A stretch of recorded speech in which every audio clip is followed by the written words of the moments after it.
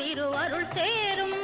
இதை 9 வாரம் சொல்லுவதாலே உமையவள் திருவருள் சேரும். உமையவள் திருவருள் சேரும். ரட்ச ரக்ஷ ஜெகன்மாதா சர்வசக்தி ஜெய துர்கா. ரட்ச ரக்ஷ ஜெகன்மாதா சர்வசக்தி ஜெய துர்கா.